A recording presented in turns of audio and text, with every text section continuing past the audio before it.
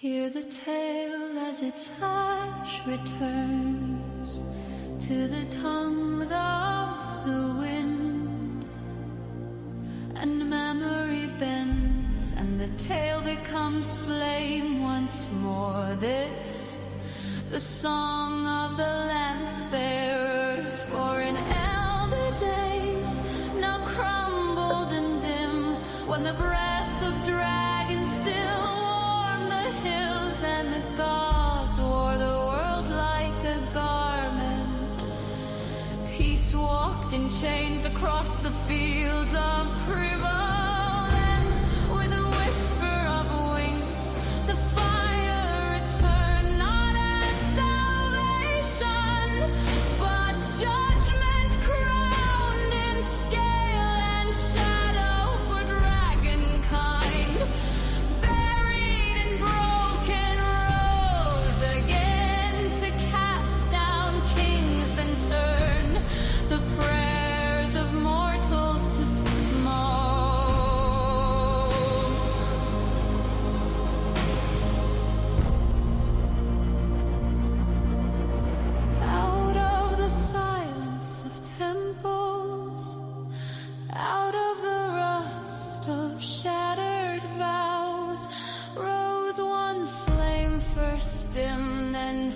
Not a hero, not chosen, but one who chose a soul with no banner, who bore no God's name, but dared speak one, who took up the broken lance, and in so doing called forth the old truths from beneath stone and scar. And so they gathered the faithless,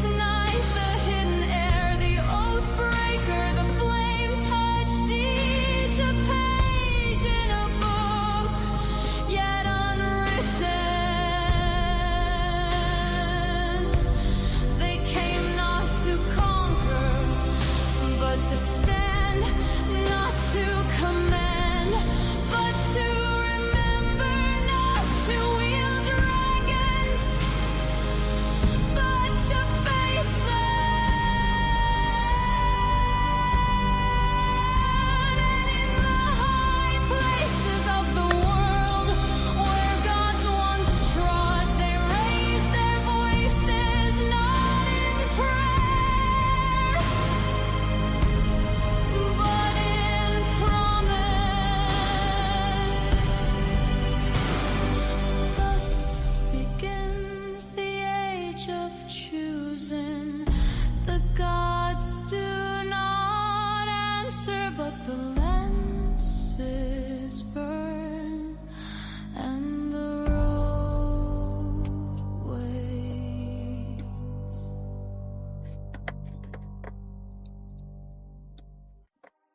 Hear the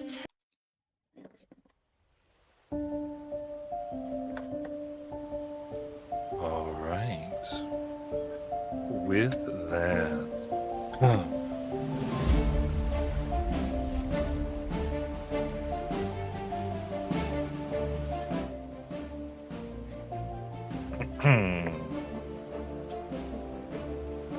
as start here.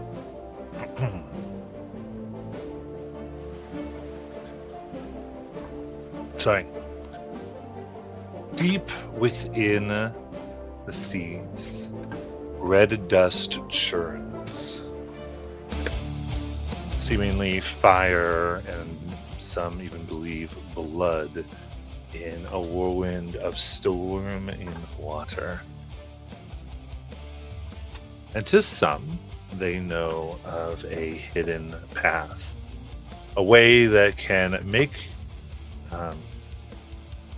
sail through rock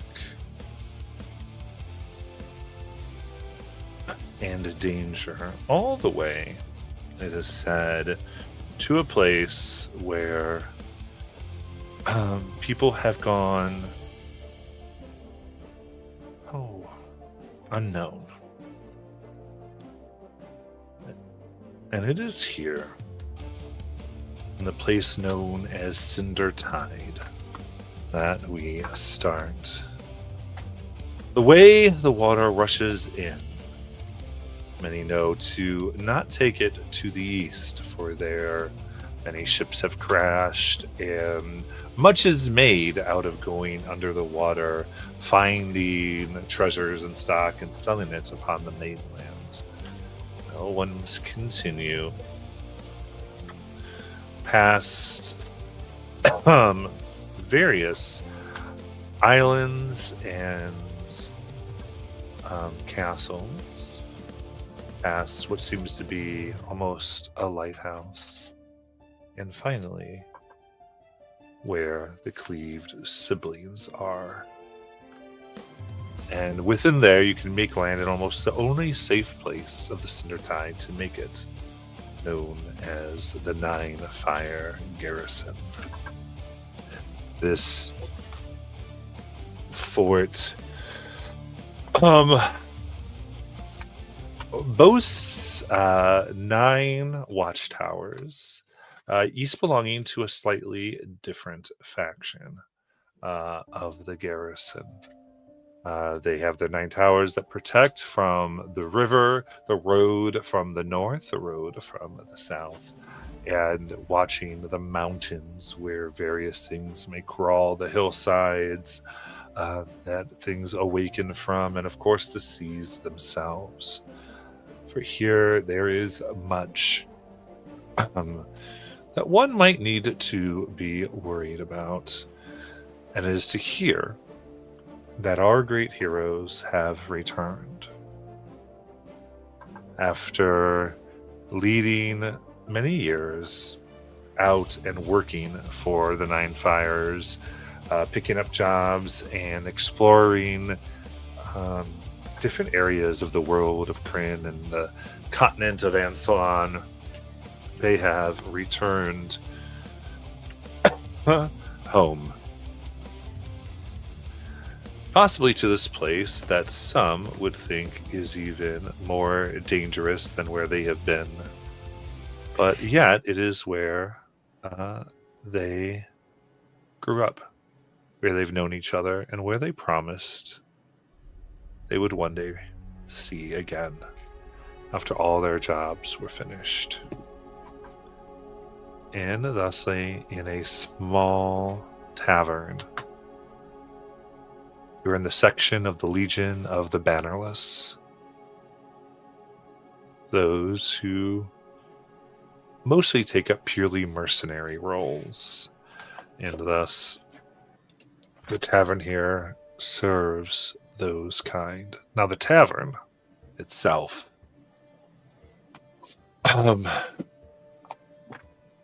was constructed by hardened leather banners, now very much faded.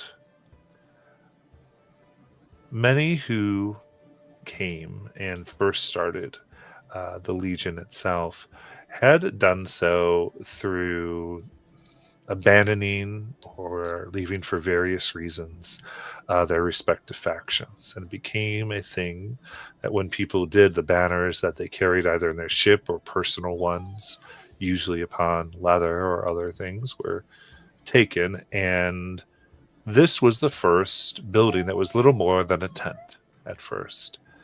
When they settled, they made this section, and over time, between magic and natural processes, they've hardened what was once fabric and leather into strong walls, somewhat reinforced, and then built the stone around it as they grew in money. And so on the inside, there is that smell of leather and moldy fabric. Can almost think of that unique Goodwill or thrift store smell that you come in, and it's just kind of overwhelms your senses. Slightly poor ventilation with dust that is here, with a strong, very polished, and well-kept wooden bar. And the owners here seem to do well.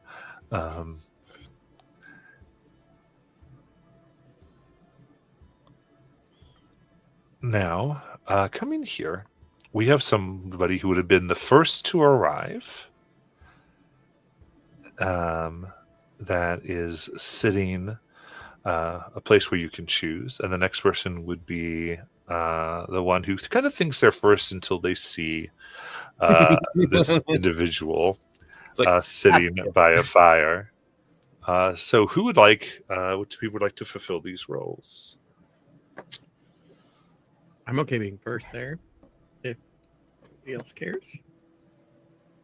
So yeah, for sure. So already sitting there waiting is a half elven young man, mid-20s, wearing leather armor, a gray cloak, sitting at the table, and then laying next to him is a gray and white wolf. And he's just the wolf looks a little uncomfortable being inside around so many people, but is there by the side of this person, this young man who has sort of light brown hair cut short. Next to him, he has sort of a bow slung to the back of his chair with his gear, and he's just waiting for friends he hasn't seen for a while. And this is Kellerin Crow. He grew up here. He grew up amongst the bannerless.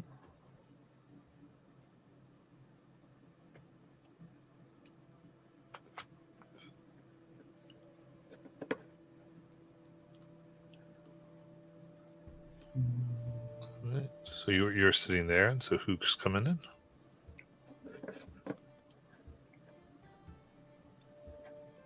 So,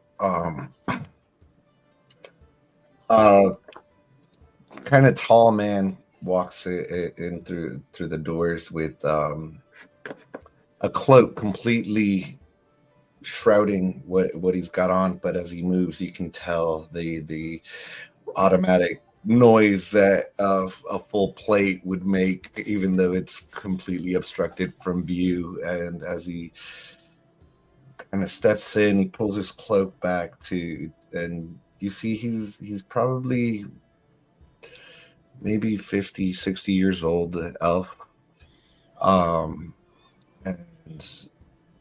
blue eyes, very sharp features, as he just takes a very deep breath and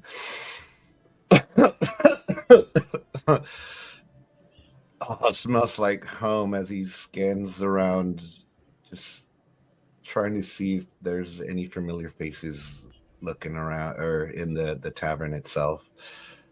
And I think he would end up noticing the wolf first. And as his eyes go down to the wolf and then he sees Kellerin, he would just kind of gesture to him and walk over to him.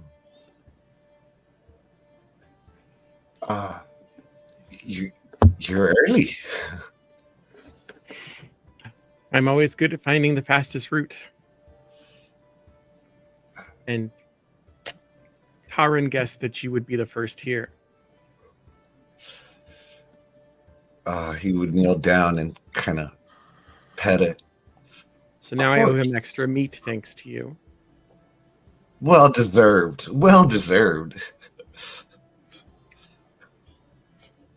Kellerin will reach across and shake your hand. It's good to see you.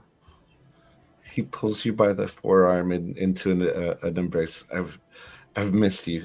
How have you been? Kellerin will fall into the embrace and hug you back. I am good. I'm glad to see that you are here. It's been a little nerve-wracking not knowing who's going to make it. I mean, We've been apart for so long. We've all been resourceful. I figured we'd all show up in one way or another. I love your optimism. it's hard to come across it during these days.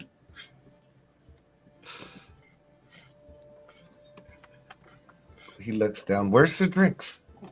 Starts ordering drinks for Caloran and himself.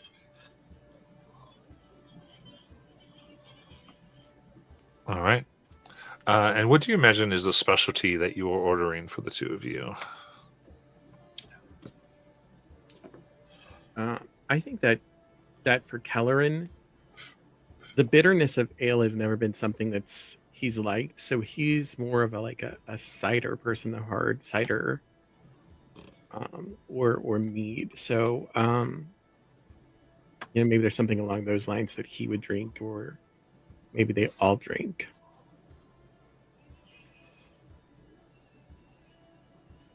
I think mead would be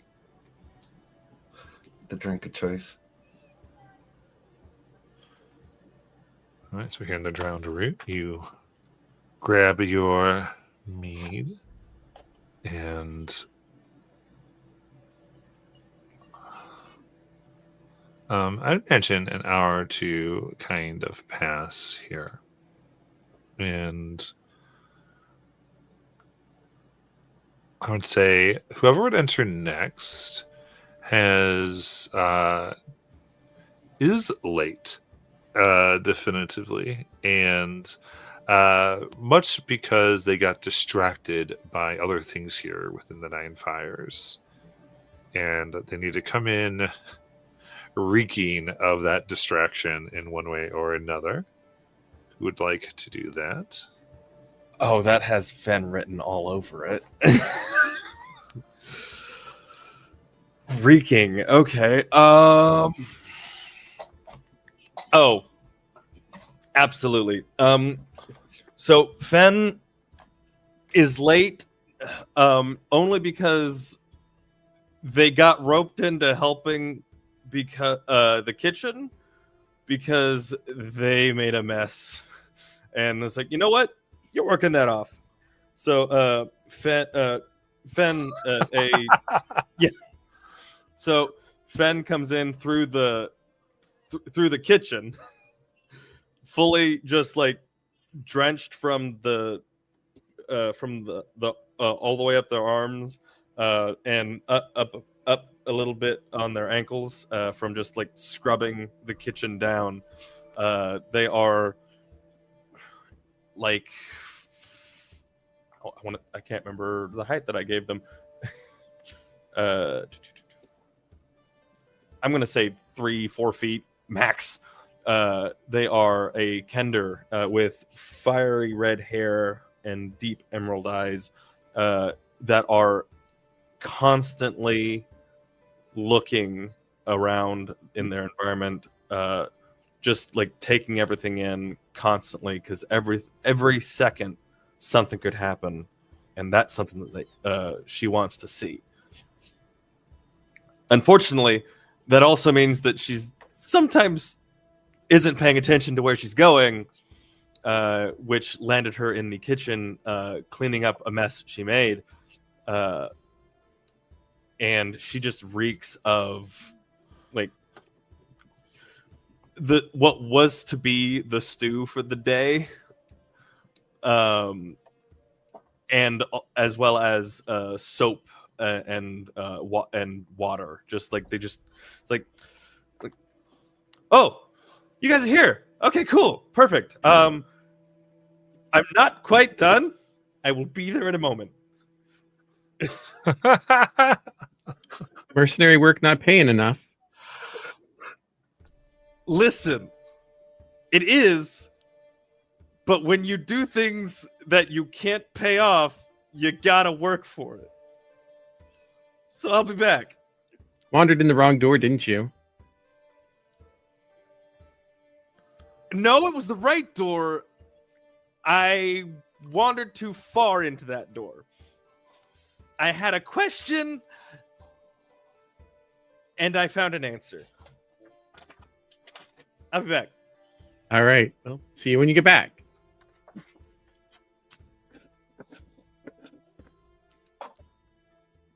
All right. There's something that hasn't changed. You notice as well the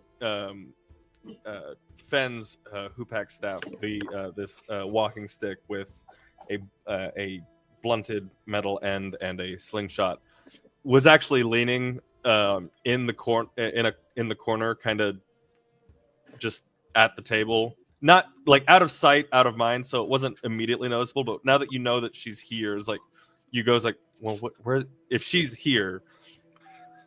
It's got to be somewhere, and then you clock that. It's like, oh, it was there. Okay.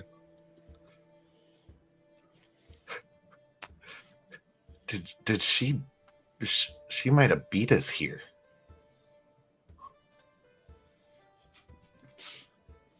Listen, as far as I'm concerned, I was here first. You were at the meeting place first. Like, Fenn absolutely got there and didn't even stop at the table. They had a question that they needed answered, and they found a different answer, and now they're dealing with that. All right. Now, for our last, you can be creative at this, or I can give you something insane. Let's go with insane. Yes. All right. So, with that,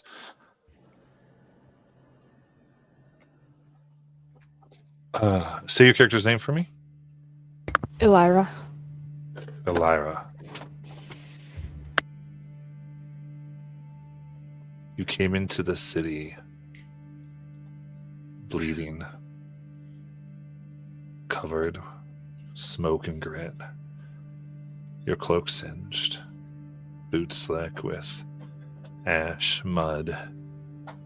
As you stumbled through, and behind you, the outer ward burns. It's holding, but barely. The roar of battle there is muffled by stone, but not silence. As you push deeper into the 9 garrison, civilians pass past you in the alley, eyes wide, arms full of whatever they could carry. One pauses long enough to mutter, "They weren't supposed to get that close," before disappearing into the crowd. You make your way to the drowned route, the rendezvous. Not because it's safe, but because they're there. It's deep. If anything is still holding in the city, it must be your old companions and that tavern. You open it into warmth and laughter and light, way too much light.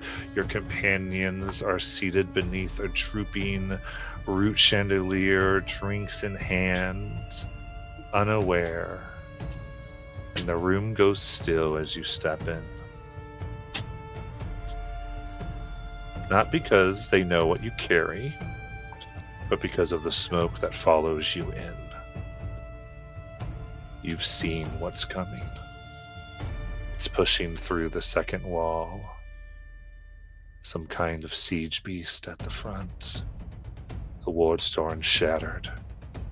You don't know how they made it out. You have breath enough for one sentence as you see your friends. What do you say? They're at the second wall. Help them.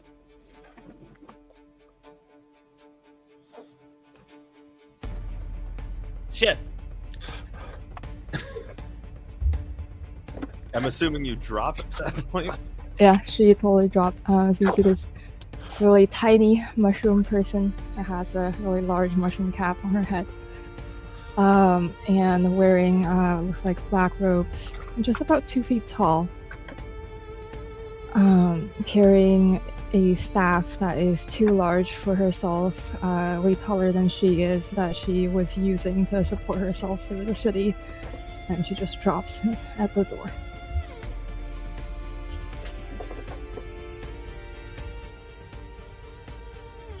What's going on?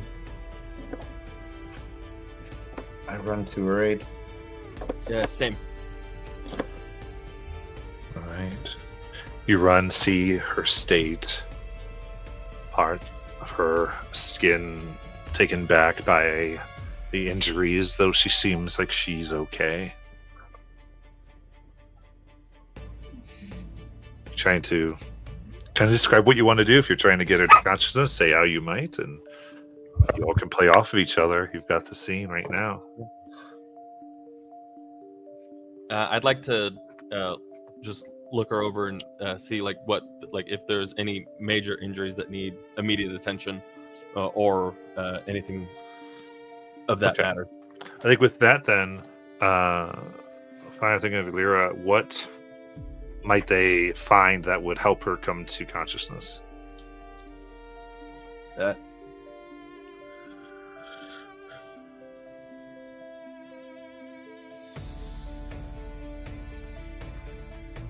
Did you hear me, Fire? Yep. So I think, she always carries various medical things on her that might be of use to you, and these are what's on her is probably mostly like external wounds. So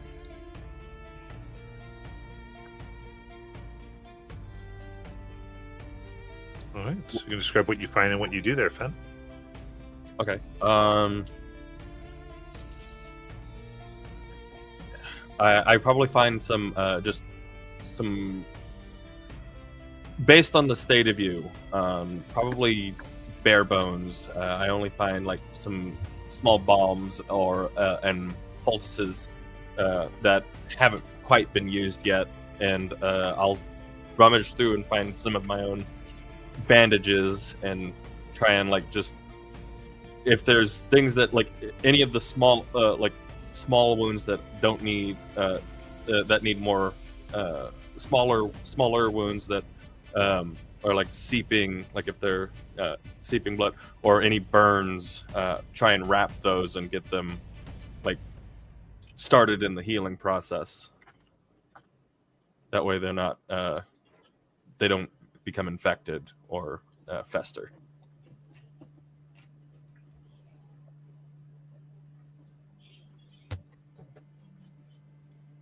Well, that's happening.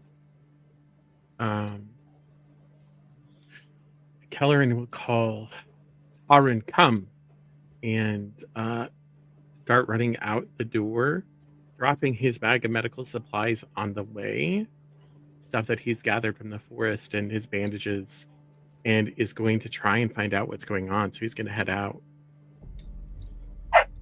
Lorak would follow and yell out. So, do you know any shortcuts to the second ward then? Yeah, so for sure, Kelleran would try and recall fastest ways to get there, and preferably somewhere high to try and get a vantage point of seeing, sort of what's going on. All right. So, yeah, I think just want to kind of get the scene. You're immediately trying to rush. I think we're having Lyra come to consciousness. Is it your intention to begin to split these scenes, or do you want to rush off together? So I guess maybe I'm thinking we'd split, because I'm just trying to figure out what's going on, and I don't know how long. Like, for right now, she's taken care of, and there's something else going on in the city that this has never, as far as I know, this has never happened. Yeah. And And I guess said I'm saying is that Lyra's good to get like off. come to consciousness now, and so it just depends on how you want to. Oh, yeah, I mean, if she's stirring well, then while I'm like headed towards the door, I'll wait. Just asking the group.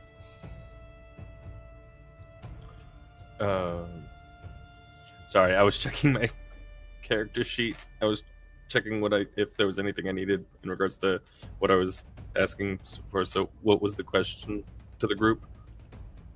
It was just, what do we want to do here? Because I think we've got some bias towards action. We've just woken Lyra up, and Okay, so we're Lyra just is kind of up. going. Okay. What does everybody want to do? Yeah. Okay.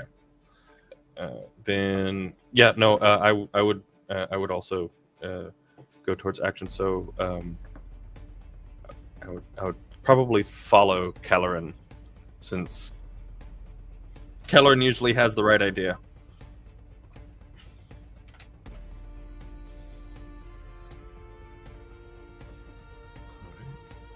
Going. What about Lyra? Lyra, as she is waking up, I think if Kelleran is okay with it, his wolf would just pick Lyra up in his mouth and go. Oh yeah, you're tiny. You're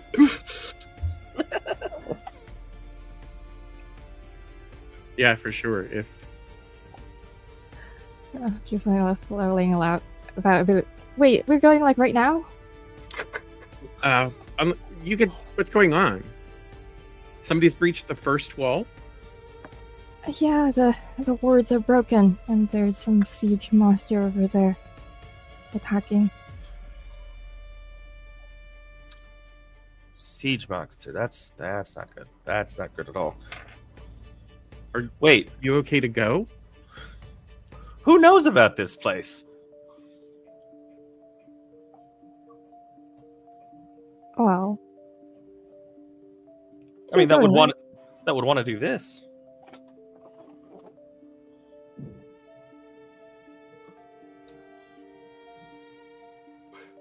Seemingly, you stand there without an answer that any of you can think of. And you hear now screams from outside. No time. We have to help. All right. You burst forth from the drowned root into the streets, are out of thick with smoke. You can see various places around, next to buildings, are what appear to be these containers with this thick black substance that are burning.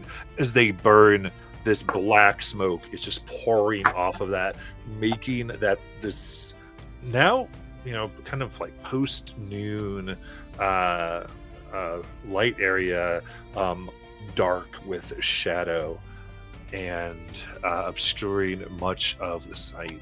You can see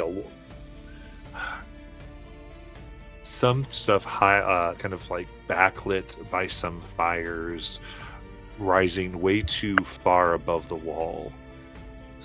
It looks enormous, but you can't make out details. In the immediate area, you can see figures that do not wear garrison attire, no uniform. They are wrapped in the colors, they're wrapped in gray, and each one seems to bear a silver arm bracelet. And currently, our group have pushed into a bank here.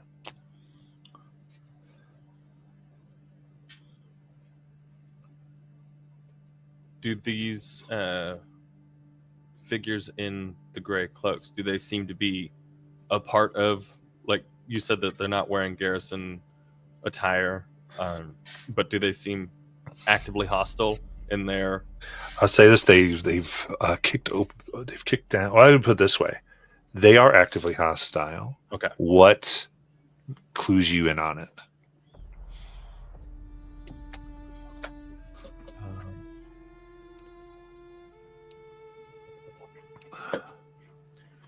There is to us who are trained as mercenaries and are trained to understand combat, there is a specific blend of discipline and chaos that comes with a force pushing into an encampment of an enemy, and they are expressing that blend directly. They have a goal. You can see that they have a goal, but they are getting to that goal however is possible. So there is a discipline of finding of a singular goal between the group of them, but they are all working for their own path to that goal. As long as the goal is met, that is what matters. All right, so they give that idea, the single-mindedness, the way that they're going forward. You know that look. You've had it many times yourselves. Nothing stands in the way and lives. What do you want to do?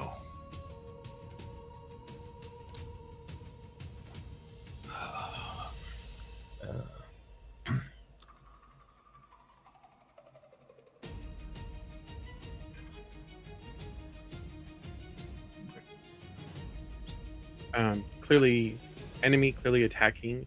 Kelleran is going to draw his bow. You're in my home now, and you're fucking up. So, yeah, take a shot. Okay. So the idea here is as they're going into the bank, are you chasing them into the bank? Yeah. All right. So. All right. Moving in to do this, there is this moment as you enter in,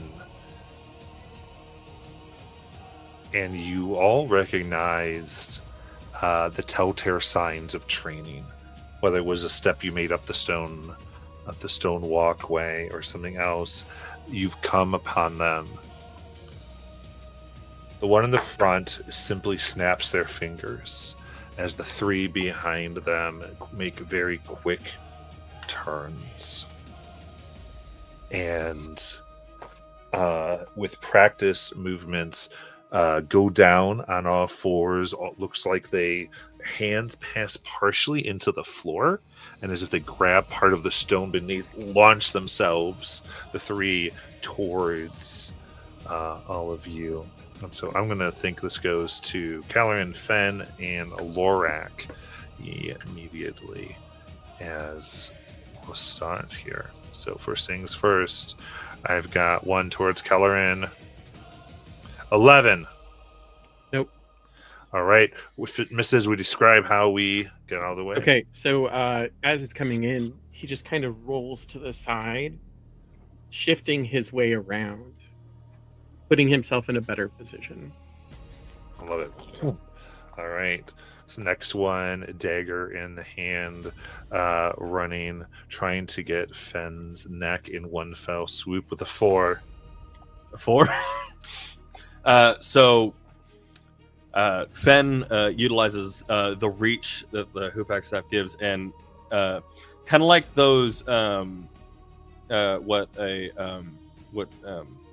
animal control uses to get like around the neck of a wild animal to keep them at distance, but uses the slingshot in a catch grip on the wrist and like flings them to the side a little bit. So as they come directly at me, they're pushed to the left and stumble and are thrown to the side in that moment.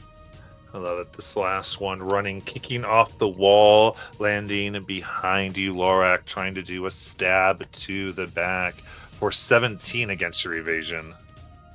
That'll hit. All right. It goes hilt deep, easily like it cuts through butter for 11 physical. So I'm going to match that against your thresholds. So that's going to give you what type of damage, either minor, major, or severe. So that puts it in the major range, and I can use an armor slot, right, to lessen that to a minor? Yeah, you're guardian, so you might be able to use more than one if you so decide, depending on what type of guardian you did. Stalwart. I'm not sure. You'd have to look at your things. Oh, I'm just bringing it down to minor. So just do one, spending one slot for minor. Yep.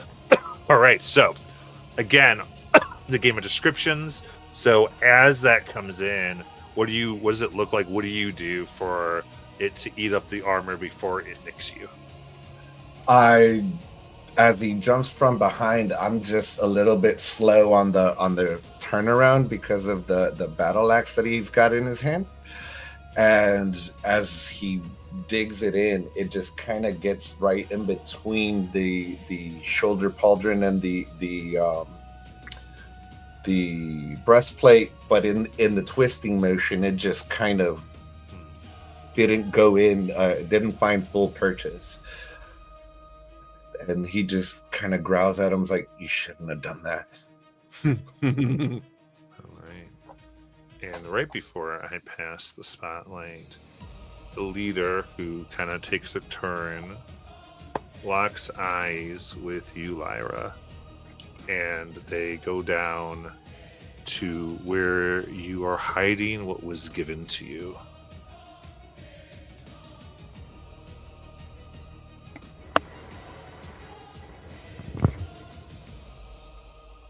And they smile.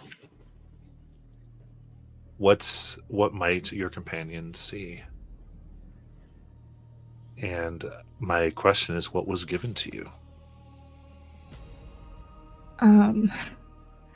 So you see, they look at Lyra, and Lyra is freezes up and start to move very slowly to behind the wolf. And you see this just a little hint of the faint shine of a crystal in her sleeve that she was clutching. This was given to her. Okay. Spotlight is the party's.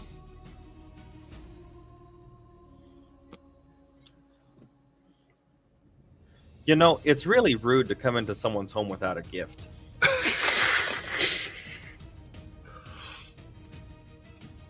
Okay, so Spotlight being the parties, I should explain this. I apologize.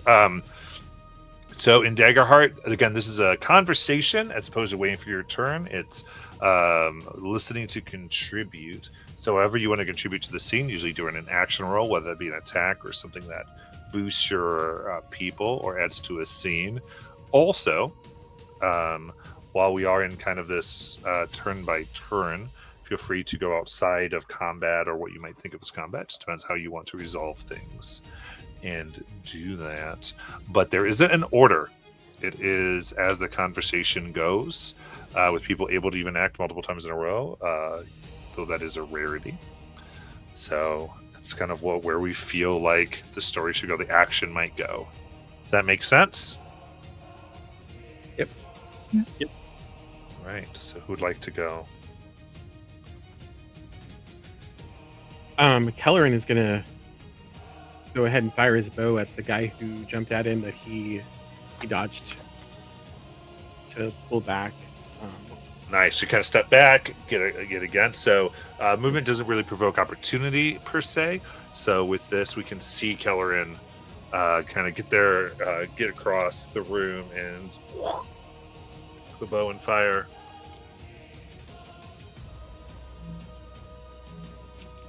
So they're going to roll their duality die and add their modifier. I'm guessing agility, right? Yeah, that's agility for the weapon. Sorry. Yeah, sure. I was say It's only an 8, but with hope. Okay, 8 with hope.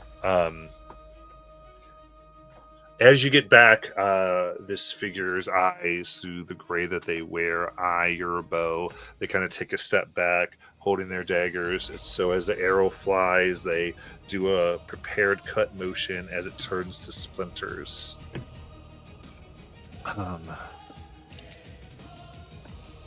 And with Now Spotlight moves to you, right? yes. So because it was a fail, I spotlight an adversary. Is how it works. Either if you fail or roll with fear, the two things that end up spotlighting adversaries. And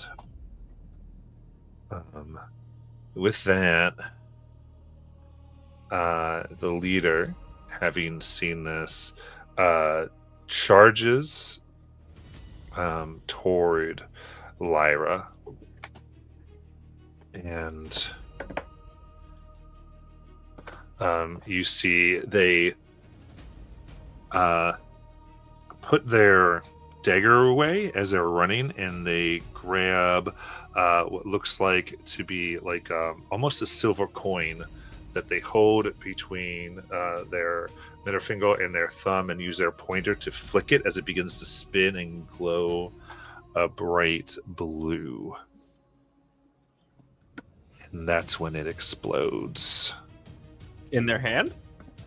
Yeah, in their hand, in the middle of all of you, it explodes out Oh, as they rush in, and that is going to be an 11. So who does it hit? is it meat? It's meets beats, right? Yep, Okay. Lorak. gets Lorak. Gets Lyra. Halloran rolls out of the way, but it does get Theron. Okay, just get Fen. I'm just making sure I didn't have anything that would help me with that because it currently meets it, so I just wanted to make sure. Okay. So no, I'll take it. Yep. All right. Those involved. Yeah. This is 10 magic damage. Yep. Ouchie. Oh wait, I think that's if it's magic. I don't know if I can do this. I got an ability called I Am Your Shield. Can I step in front of Alara and take her? Yeah. So you're able to take double this if you so desire. So you take it twice since you're already taken it. Yes. Okay. So you would take ultimate of 20 here. 20, and I'll use. Now I'm going to use multiple of the armors. Where did the armor go? So I'm going to spend 2 armor to reduce it down to minor. And just glare at him. Okay. So you take this, Lyra. You see them come, and this bursting light is absorbed by Lorak, who you then see flying along with the wolf out the door. As this blasts everyone hit by it to far range. Ouch. So roughly like 60 feet. Toppling on the ground, the wolf and Lorak go. And Fen, that's going to blast you. You're going to end up going close away because you hit a wall, and you just kind of then fall 5 feet outside. Now being a wall in a hole in this bank. Ah, man, I just got my back fixed too. Now past the spotlight, as this figure is now directly, I guess, in front of Lorak and not Lorak. Sorry. Just in front of Lyra. As they've pushed many away, and no one is close by now. Would I be able to, as part of the taking damage? You're technically close by. You're not melee by as game terms, I would say. Yeah. Well, so I was looking at my thing. Could I mark my stress for my patron's mantle to cloak myself in terrifying aspect of my patron that lasts until I take severe damage, which one of the abilities is when I would mark an armor slot, you can spend 2 favor instead. I would, or do I have? Is that something that I would have to do on my turn? Yeah. So you couldn't had done it, but you can do it now. Okay, so I will mark an armor slot because I was taking major damage and I don't want to take major damage yet. So it's not minor. And then going forward, I'll just do that real quick. Yeah, I'll let you activate that now. Yeah. What comes next? Yep. I've got a question. So, obviously, did it push his people back too? It missed. It did not. He was able to avoid his own people. Okay. And so, since I wasn't hit, I didn't get pushed back, right? Right. You had just gone already away to a wall. Is why I was saying nobody was right next to Lyra.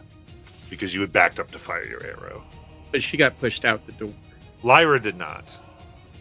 Oh, 'Cause sorry. I was Black- confused. Did you two have to get L names? Both of you, huh? Well, I think Fires is Elira, technically. I think it's an I there. It's close enough. Yeah. In that case, Is it Lyra? Yeah. I'm sorry. It's fine. I thought I heard you say Lyra. That's why I got confused. Okay, Lyra. Got it. All right. yeah. Well, I mean, I'm gonna shoot at the guy who just did all that. All right. I just want to open it up as this is our first time starting. So the two have not gone into their action rolls if they so desire. Oh, right. All right. No, that's fine. It's okay. It's just So Larry's going to reach towards one of her two grimoires that she is carrying and open it up, and hold one hand out to the guy that's right next to her, and try to do power push to push him away. oh, I love it. Nice.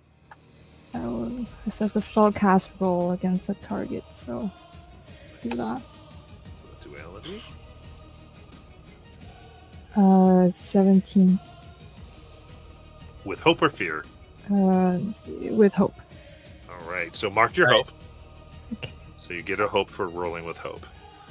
It charges you. All right. This is going to work. So what's it look like? You do grammar. What's this energy?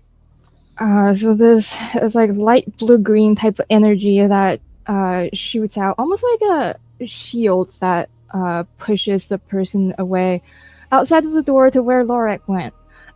So they essentially knocks them back to far range. Oh. So they go flying and they slide across the stone here to the feet of Lorak. Yep, and the damage roll was 4.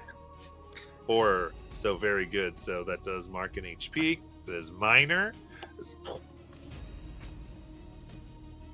I didn't know we were playing catch. I feel like this is just begging for Lorak to take the spotlight. I'd like to swing at this guy. So you see them coming, and it's like you set yourself as they come. Yeah. Here, bada, swing. So it is a total of 9 with fear. Okay. So 9 with fear. That is a farrier with fear. So I mark a fear, so I get that resource, and that happens as well. So,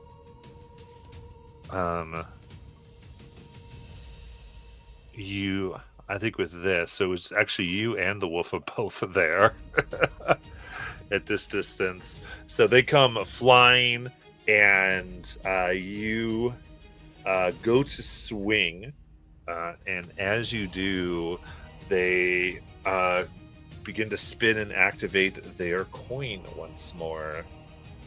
That immediately the energy that's coming out of it seems to push your axe back right before the explosion. We'll see what more happens. This is only an 8 against you and the wolf. That hits. That hits Lorak. Harin does not get hit by that. Seeing that once, he like crouches and sort of also rolls away. All right. So then during the swing, pushes X back, explodes, hitting Lorak for 11 magic, Okay. and pushing you again far from them through an alley. Pause. And this leader stands up, yells to the 3 in the building. She has it. And I pass the spotlight. No, I don't.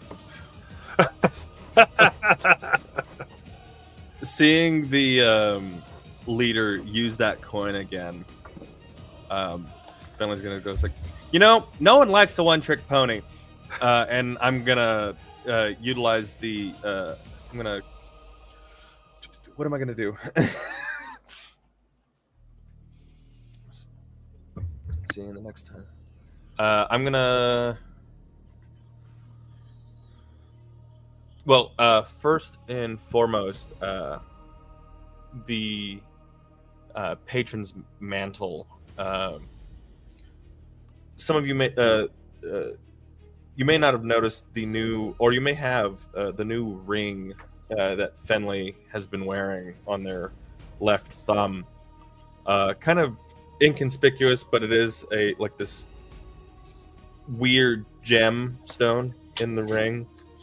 This like deep, at first looks like shadow, but then maybe it's just mist or a fog, or you're not quite sure, but something blurs about Fen,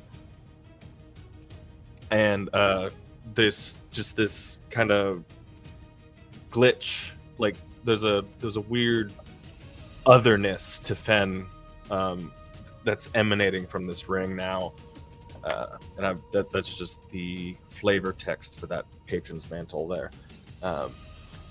Just thought I'd put that out there because I didn't describe it last time, and I need to get better about that. Now, for the not liking a one-trick pony, I'm going to go ahead and use my Blighting Strike. I'm gonna make a spellcast roll. It's going to be, I grab just a handful of something out of my back pocket and utilize the slingshot, but that otherness that is affecting me seems to coalesce in the slingshot, and I fire it at the I get within far range if I'm not already first. I get close enough for it because it has to be within far range. But You're gonna go against the one with the coin there? Yeah, so yes, they're far range, yeah. they are. Okay, Far, as long yeah. then as long as I'm within far range, then I'm able to do this. Otherwise, I would move closer. The energy coalesces. It's this weird warping and but at the same time growing and dying and growing and dying, that of just this something in the sling as it releases. And that is a spellcast roll, which is presence. Okay, so that is a +2, I believe. Yes. Okay, that is a 14, 16 with hope. 16 with hope. That is going to hit. Awesome. The target takes 1d6 magic damage.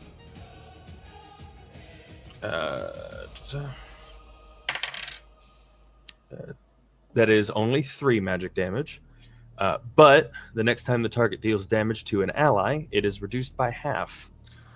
Oh, nice. So this kind of hits them and swirls around. Yeah, it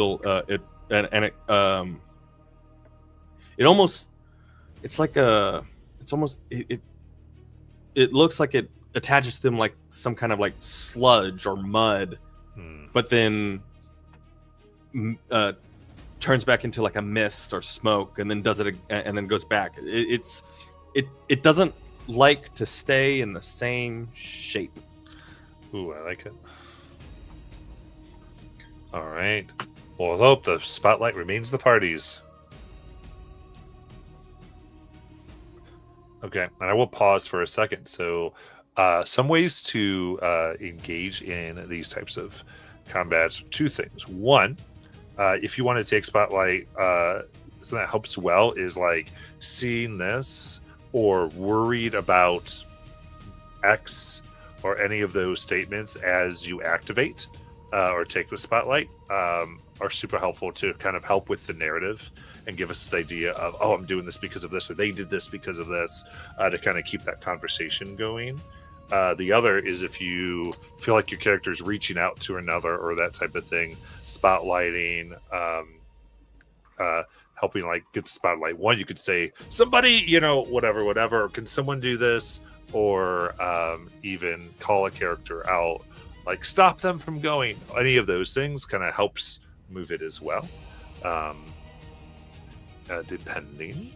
People can always not take it if they so desire. But those are just a few of the little things that sometimes help things flow. But that being said, who would like to take spotlight? So Matt, I have clarifying questions on a rule question. Of course. So I'm in the bank with the 3 other folks. Yep. It's you, Elira, and the 3 folks. And then outside is Fen. Fen's like just in the doorway. In the doorway? Yeah. Okay. Your wolf is far away. Lorik is very far away. And the leader is far away, basically right next to your wolf. Okay. So I want to command my wolf to attack the leader.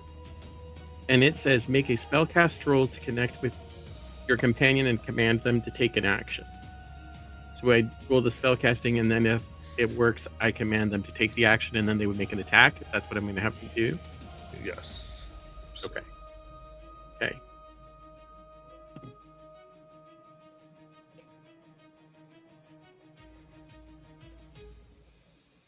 Oh. But it doesn't say the difficulty of the spellcasting roll, so is the spellcasting roll the attack? Yeah, it says probably the attack. This is the attack, basically. Okay. But I guess then, if you fail, then they maybe disobey is probably the okay. So they just sit and pant. So coming off of what just happened with Fen and his success on that attack, I'm gonna command my wolf to attack the leader. I'm gonna spend a hope to use pack tactics, using the distraction of being hit from Fen. He's going to make an attack on the leader.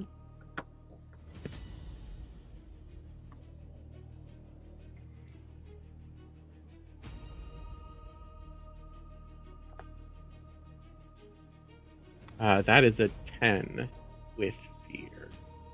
Ooh, thank you. All right. So looking at the wolf, they I think breathe as the wolf goes, and they're already kind of backing up and do almost like a ballet move as they kind of kick the wolf in the butt, just to kind of move them and get on the other side. And you can see they're kind of taking this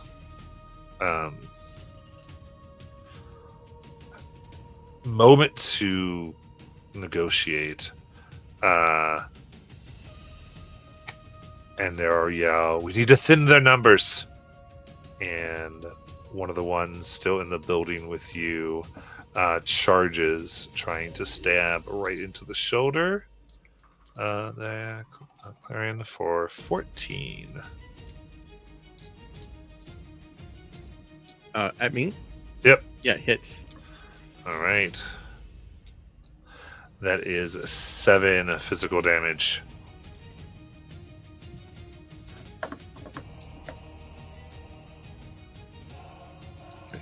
I'm gonna spend an armor.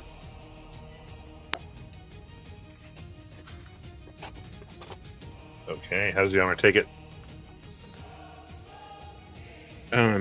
So as he's aiming for the shoulder, Kelleran is going to kind of roll his shoulder to get more of like the pauldron in place, the leather pauldron, than actually just taking it straight on. And I still take a point of damage. Okay. Outside, you can see many of those who have tried to run and be refuse have gone towards the drowned root, or at least this area that's older part of the town, as it's slightly more secure. The building is harder to knock over, and they have gathered trying to get a type of safety.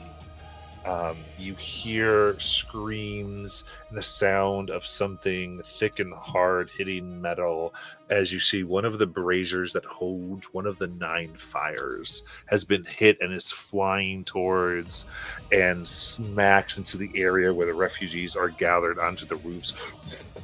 Fire begins going. I have a countdown dice that I have put down here of 6. Every action roll that you take moves it down by 1. At 0, any caught in the area, the fire's going to consume. So just not going to take any actions, and we'll be fine forever. That's not how this game works. All right, as I pass the spotlight, I'm going to pause to see if there's any clarifications, questions. Are we flowing? Confusion? Just to be clear, we're in that area, right? You're close to it. It's probably not directly affecting you, Okay. but it is people you can see. So, like, civilians are within it? Certain things, because I don't want to go too into detail unless we really want to, but I kind of go that middle road on a lot of this stuff. All right. All right, everyone clear on how it's going? Okay, do I have thumbs up on proceeding? Yep. Yep. Cool. Then let's go ahead and take the spotlight.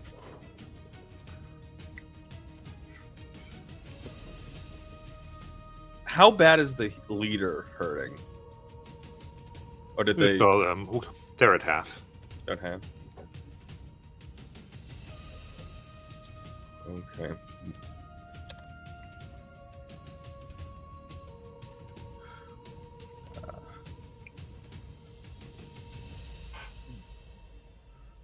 Guys, I'm thinking, because Lorak is pretty out of range. I'm thinking maybe he tries to just push people, not push, but just kind of hoard people out of the area as he.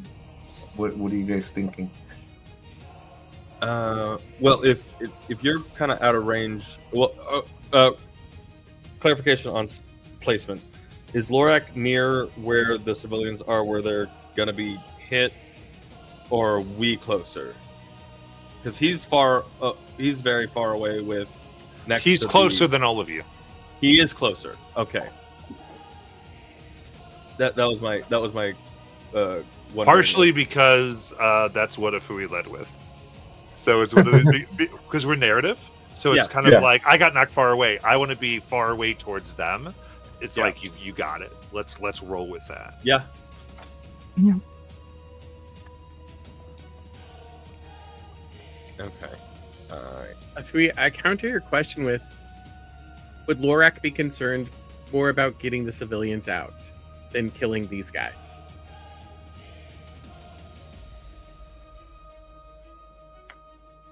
You're right. Okay. He'd be more interested in chasing them down. Oh, that's not where I thought you were going to go with that. Oh. Okay. Wow. Okay. For glory. Yeah, I would say, and I'm very much for this. I think we're telling a tale, and we can deal with a lot of these things depending on your decisions, and it's okay. Young people, young veterans, whatever you decide to do. If people go, hey, I'd want to go through this, that's totally fine. Mm-hmm.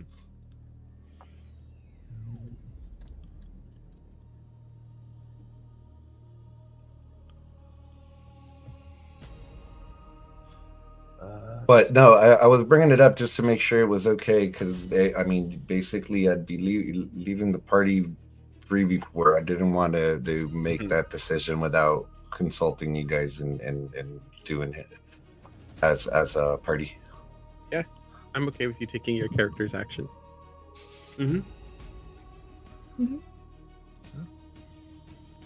I won't feel abandoned by you, if that's what you're worried about. I will. Very much so.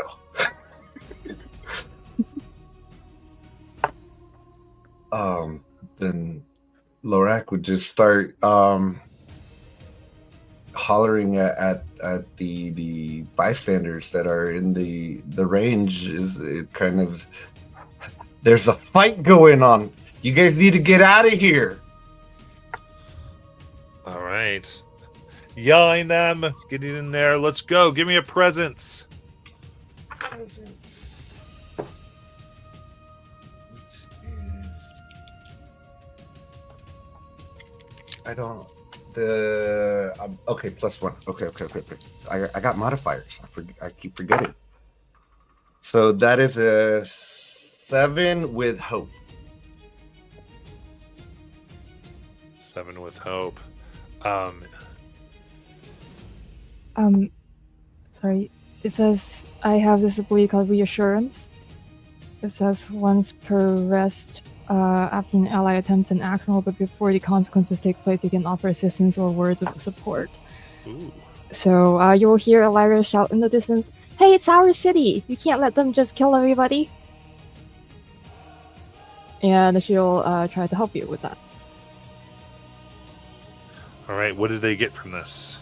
A reroll, essentially. Nice. A both or a single die?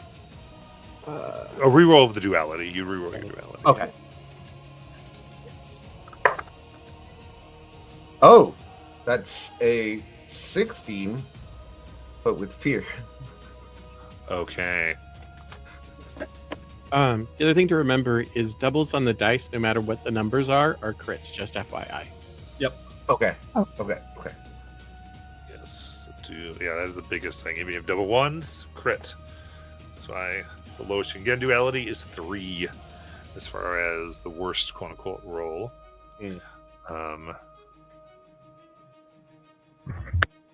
Okay, so all right, the fire rages as we take that action, and they look, and so it would be a 16, and you said with fear, right? Okay.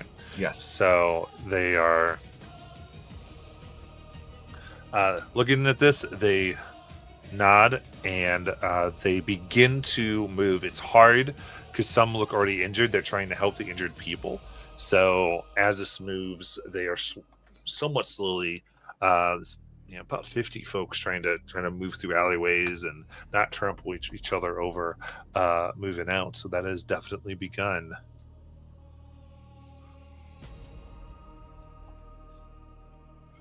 Okay.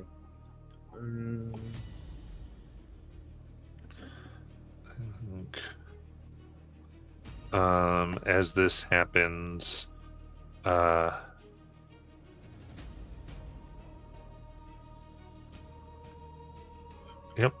of the ones inside is going to go, and knowing that Elira has it, strikes for an 18.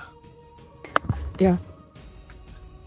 Got it. That is 13 physical. I'll mark an armor slot to use it to minor. Okay. So the dagger here comes in, is going to what is your armor? How's it kind of take the damage? It's a piece of leather armor on her robe, so it kind of it happens to hit one of the pieces where it absorbs part of the force. Nice. Starts cutting through some of the fabric, and then gets an unexpected resistance as it tries to go through the leather. You can see they're kind of cutting around, trying to get to where you have the crystal stored, kind of weaken that, make it more vulnerable. As they nick you, take it out, and I will pass the spotlight. So they're inside, and I'm at the door. Yeah, you're at the door of the building. Behind you are these 2 and the 3. Okay. I'd like to. It's gonna make you laugh when I say this. I'd like to try and intimidate them. Maybe try and scatter them. Get like 1 or 2 of them to just get out here. Try and realize that they might be outnumbered, and it would be best for them to get away. Okay. Specifically, I'm leaning into my patron's mantle of that I get a bonus equal to my tier on action rolls to intimidate a target. So I'd like to impose myself between the one that just stabbed Elira, and I just yell, "Don't touch my friends!" And as I say it, that otherness expands, and like this, my eyes go pale, and my hair goes black, and the smoke and mist or sludge that is upon me reaches out and like scorches some of their clothing, like as if acid were burning and eating away. Love it. Give me that presence roll. Presence roll. So that's a +3 now. Yes. Is it to intimidate?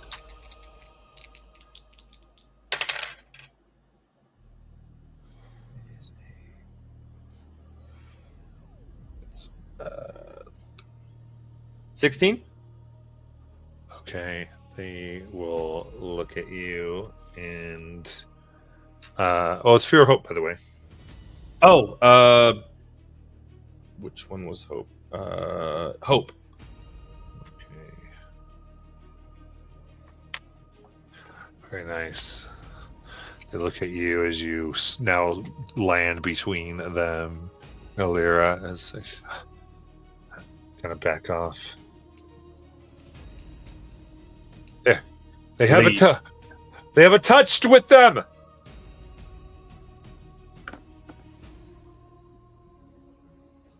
We'll leave. They do back up slightly, but Spotlight is the party's.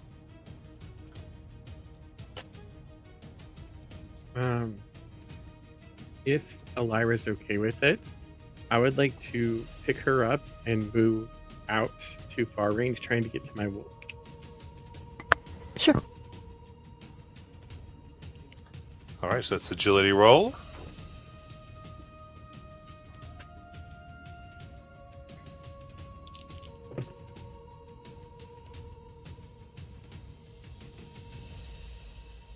It's 10 with hope. Okay. Oh, Pushing through. do you trying want to me to do use this. an experience? Or do I need to declare that before I roll? Yeah, experience. It's fine if I must- need to declare. Yeah, it's That's fine. before. It's before. All right. Your feet now getting stuck in ash and mud, pushing as you slow down. So you would be able to close distance so you're close from targets of interest if there's anything you wanted to do. Since I wasn't able to make it to the wolf, Right. I'll take, if I can, take a shot at the leader guy. Yeah, sounds good.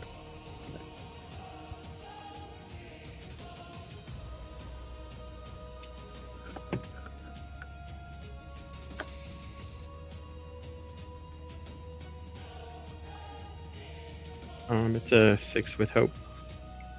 6 with hope. All right. Be Sorry, 8 with hope. But all right. Suzette, take the shot as the leader here, kind of turning at the word touched, just sees the arrow as they allow themselves to fall kind of backward while still keeping their feet on the ground. Lean back, watching the arrow fly above their head.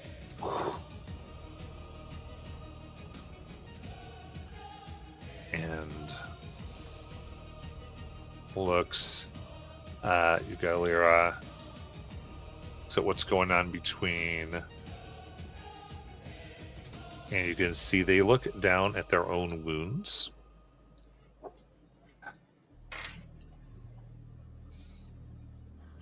And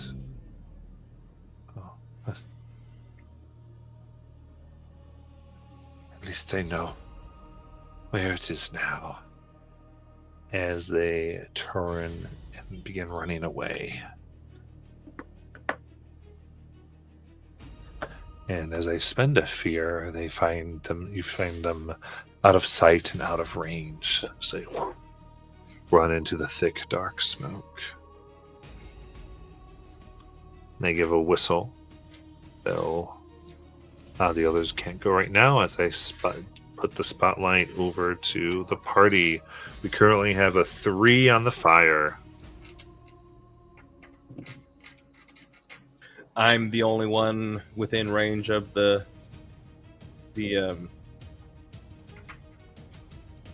ones that were inside. Depending on people's range, to say that's kind of. Well, I meant like everyone was close. They have made their way outside and are closer to where the fire is going to be. Yeah, I mean, theoretically, they're just close Okay. to the people in you. So, Okay. like I said, sort of depends what you mean by range. But yeah, Melee to just- very I- close yeah. is what I was Ju- meaning. And They're around me still because I moved in between them. Okay. just looking if Lyra has anything. I know she's outside and the person is gone. She kind of wants to help with the fire. So she's looking through her spell book and she wants to conjure an ice spike in the middle of the fire. Oh, I love it. And have it melt and potentially put out part of it. Yeah. All right. So this is your spellcasting roll? Yep. It's a 16 with fear. Okay. All right. Describe how this will extinguish the fire and how it looks like you cast, how you call upon this energy. So as she calls upon this energy, she sends out this what looks like a tiny ice bead from in front of her. It lands in the middle of the fire and grows to be a huge ice mushroom. Oh. As the ground all about starts to freeze over, and with the fire, it quickly melts. But with that volume of ice, it quickly is able to extinguish part of the fire, I think.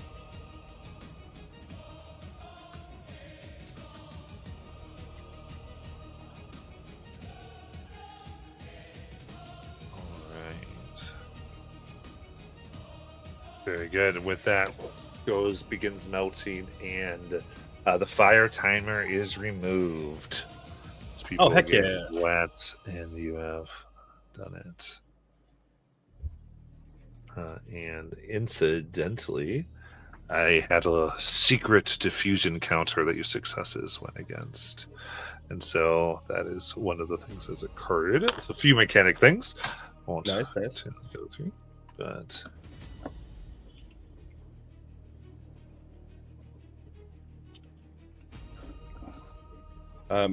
You had mentioned the leader gave a signal, and it looks like the others are going to try and leave as well. once I get a chance, yeah. Cool. The one that I made piss themselves. I'd like to double down and make them stay. I'd like to, recognizing that, they're about to bolt. I'd like to grab the one that I imposed, the one that had stabbed Elira, that I then told to back up. I will now grab by their cloak, and Foley's like, "You stay." Okay. And I grabbed them on their cloak, and I was hoping to maybe intimidate them again to stay, or if you think that that's doubling down too much in one spot, I will try and knock them out. Yeah, I think if you want to do it this way, it's going to make it a little harder. But yeah, see if you can just fill them with fear, sir. I would like to. Let's go, Fen. It's a cool new trick I learned. I want to use it as much as I can. Okay, so that's a presence +3 because intimidate. That's 2 3s. Crit! There we go.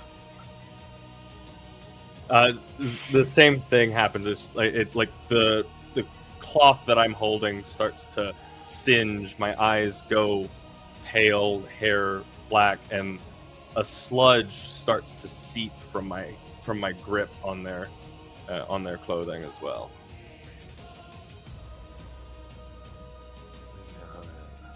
And I just say, "You stay." They kind of fall on their own butt, and with that, I will use Sphere of Spotlight as these other two will burst out of the windows and run into the thick darkness of the smoke. The moment any adversaries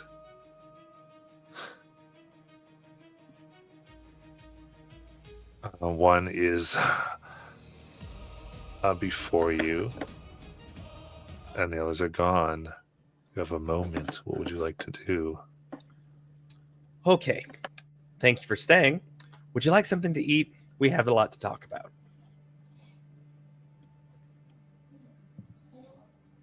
I'm not sure that we have time for a full meal.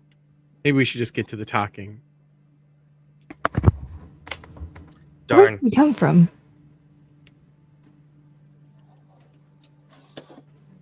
Yes, and where he comes from? Yeah. Right. They kind of shaking here.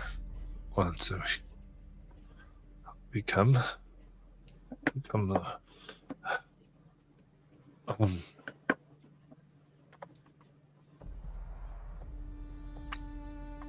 they kind of just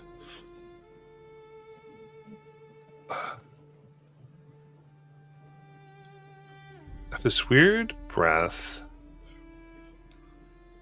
as they go, we came from the hollow. Say the hollow. Mm-hmm. Oh, so somebody hired you to come here? Yes. They gave. It was a small boat. Strange. Blue wood. It wasn't even painted. We took a dagger and it was blue all the way through. And it was filled with gold. I just had a request this day and time. And a drawn picture of that. Pointing at the crystal Lyra carries.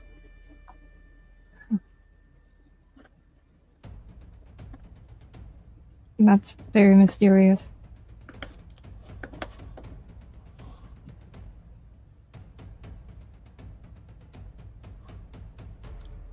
What's How it? much gold?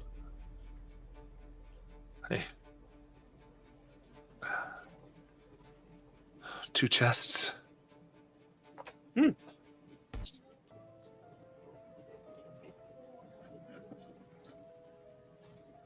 Who provided it? Don't know. Matt, can I ask a clarifying question? Sure. Did they mean gold or did they mean steel? Oh, Because gold is worth less than steel in present. It would be steel, yeah. Okay. So that changes how I was going to answer. Because I was going like, gold? Gold is worthless. Why would you Yeah. do all this for gold? You got it. wow, you're an idiot financially.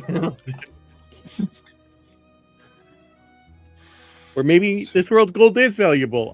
No, it's all good. We're good. Yeah, it's all good. It's just used to my Daggerheart technology. So Yeah. terminology.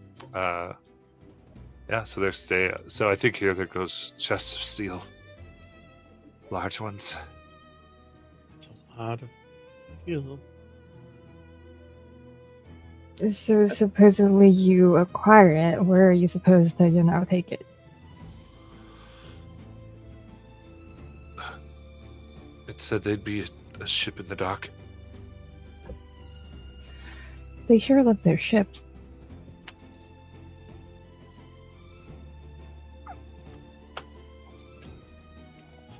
You muted Well- Bobby for time. No, I was thinking. Sorry. Well, they weren't very smart giving you the chests of steel since you obviously weren't up to the task. Be surprised. There's others of us.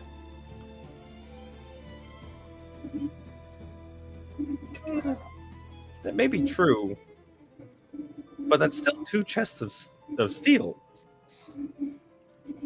Just Once the Hollow takes a job, they know where it is now. Plus, I never said it was the only one. What's the Hollow? The Thieves Hollow. Yeah, the place that Finn always wanted to go, but we never got to go to.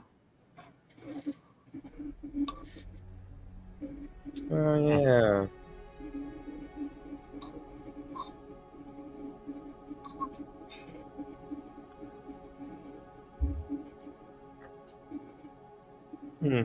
Maybe we can't go. Well, no, that seems a bit much.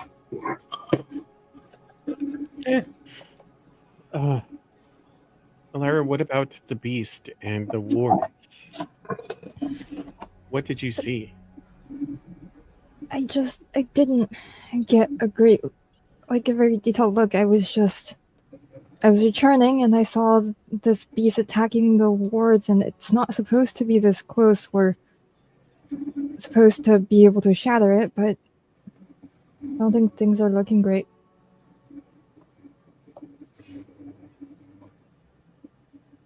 Should we go help out at the ward? Yeah, probably. I'm gonna put you in this chair. You're gonna be tied because I don't trust you. I'll get someone to get you some food. Because a full belly will be more likely to answer us questions. Also, you say you know where it's at. We can just leave. We can just go wherever we want. It's here now. You guys aren't very good at this. No, we're awful. It's okay. We'll get some food in you, and maybe we can find something you're better at. Can you please stop trying to feed the enemy? This isn't a welcomed visit to our home. This is an intrusion. I was gonna give him the dregs.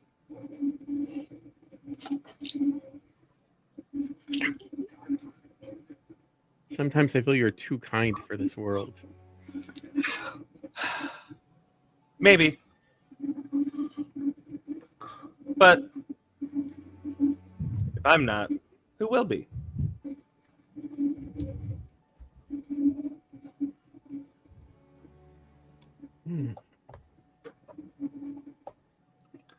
All right. Just- so Just for flavor, as they're coming out of the bank, you just see Lorak like chasing down stragglers, and just trying to make sure that they don't double back on the civilians. I love it. Yeah.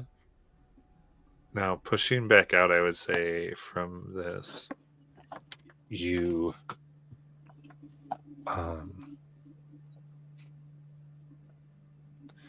see where the brazier had struck now has opened up a hole in another wall of the city.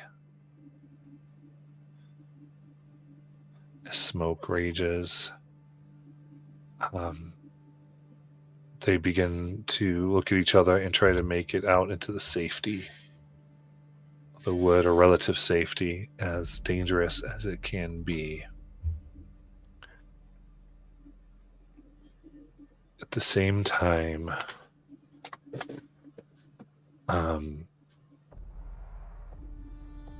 you see another group being chased, or they're running and a full house flies over their head and lands, diverting them into two more groups. And there you see this creature. It looks like they're these steel contraption around its head, holding its eyes open. And blinders that make it kind of look straight. That doesn't look comfortable. On its back, you can see an individual with a bright blue gleaming sword that seems to be directing it, generally causing chaos.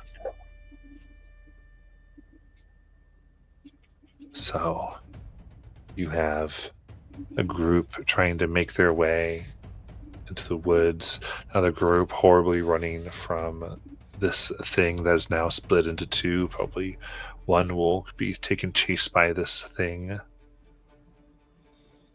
What do you want to do, heroes?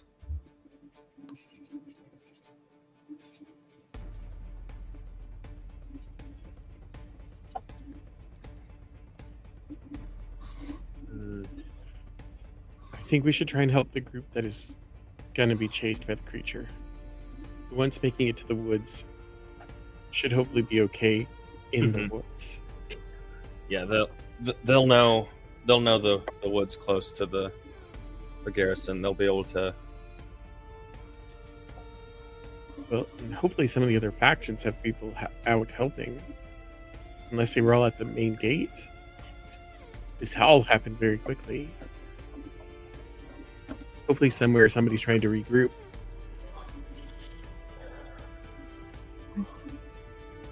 Oh, anyways, if we manage to stop the rider, maybe we could get a bit more information regarding why they're here. That's a good point. We could do that.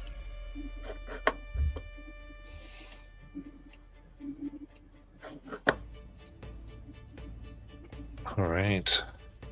So what are you trying to go for here? Beast. So you say help, you want to run up and try to engage with this thing being ridden by a person? I'm okay with that. Yeah. Yeah. All right. So push forward. Now running, you can see this. It has this pale skin, milky eyes, almost like it spent its whole life underground. It has a vigor like a sapien or humanoid-esque shaped shoulders, feet, though it almost moves about on long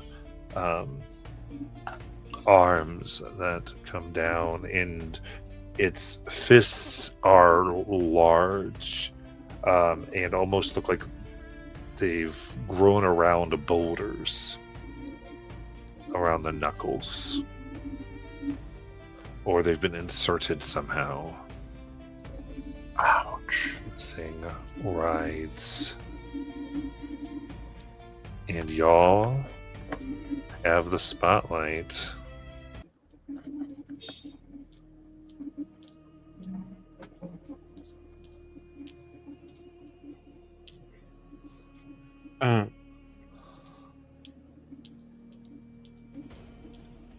So Kelleran would try and find a way to get higher to get a better vantage point of shooting at the rider. Okay. So you're trying to get on top of the building? Yep. I like the way you said that, Matt. All right. Liddy. Your eyes went pretty wide, Matt, which makes me afraid.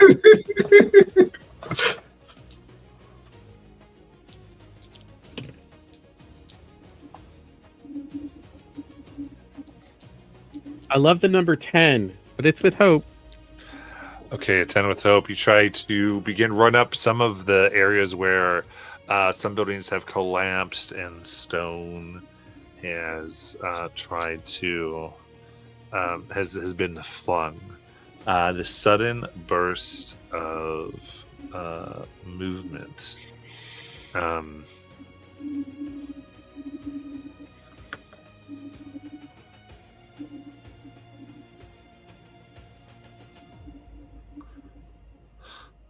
Catches the rider's eye as they whisper something, and you see runes appear on their blade as they sear the back of this creature.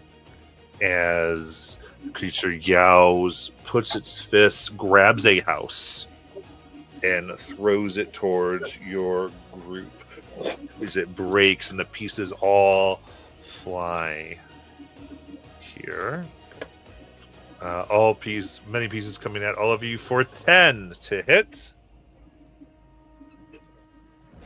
That hits. It's Lorak. This is Fen. Miss Laura. Fen does a bit of pogo on with the Hoopak to get some height and jump over what would have fully bodied them otherwise. Kelleran drops and rolls and gets just past it, but a piece hits Taran. Does Lyra get out of the way? Yes. How does she do it? So she is tiny, so she just rolls out of the way and hides behind Lorak, which I think delayed Lorak's movement a little bit. Oh, sorry. All right. As those break up, that'll be 4 physical damage against Lorak and the wolf.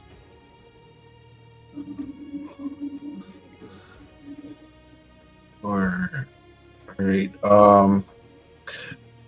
As he kind of trips, I'm using the ability to get back up to diminish that to no damage. Got it. You brush it off. It stands as the figure on the back levels their blade upon your group. The ogre begins to turn. And we will end there for tonight.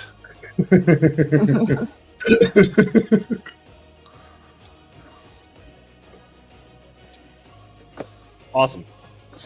Bye, guys.